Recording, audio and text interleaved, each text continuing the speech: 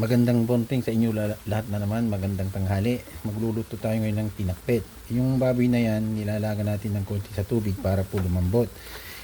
Kunti lang yung tubig dahil patutuyuin natin yan para labasin natin yung sarili niyang mantika. At doon tayo magigisa. Hintayin na lang natin mga ilang minuto, matutuyuan na yan. Yan, okay na po. Natuyuan na po siya. Lumabas na rin yung kunting mantika niya, pero kulang. Dagdagan natin ng konti, magigisa na tayo.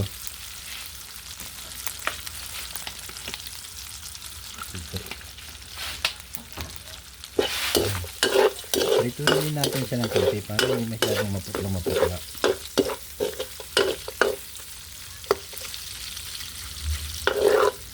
Yan, dyan na lang siya sa gilid. Pilipihin na natin siya. So, lagyan na natin yung bawang. Hindi na tayo. Yan, bawang. Yan.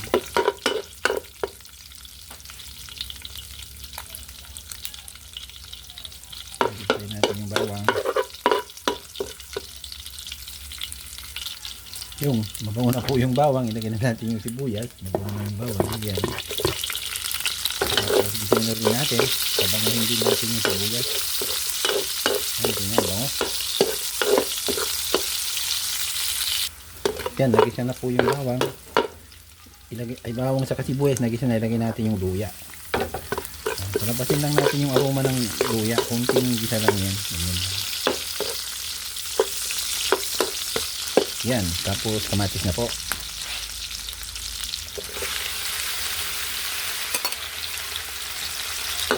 Gamit yung kamatis, palambutin natin. Ganyan lang.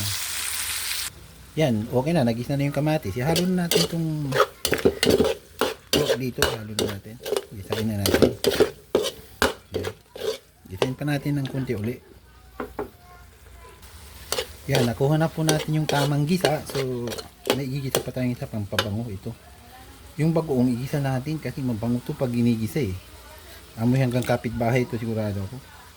Yan, kita nyo, bango. Grabe. Sumisingaw ang amoy ng bagoong pagka ginigisa. Saka siyempre, masarap siya talaga. Yan, tayo natin yung kumulo ng konti. Bango talaga. Amoy bagoong ginisa. Malakas yung amoy ng bagoong pag nagigisa. Yan, kumulo na po. Lagyan na natin ng konting tubig. Yung tamang-tamang sabaw na natin. Ganyan. Yan, tama na yan. Tapos, pakuluin natin. Yan, kumukulo na. Ilagay na natin itong ano. Unahin natin yung kamuti. Kasi medyo matigas yan. Yan, okay na po. Medyo okay na yung kamuti. Lagyan na natin na konting bitchin. Yan. Tapos, lagyan na po natin yung mga gulay. Yan. Talong, siyempre. Walang klase yung talong. Bilog sa mahaba kasi masarap yung bilog. Pero yung iba gusto mahaba. Kaya yan. Yan, nagsabay na natin. Lagyan na natin itong ukra. Saka ampalaya. Tabi na po natin yan. Yan.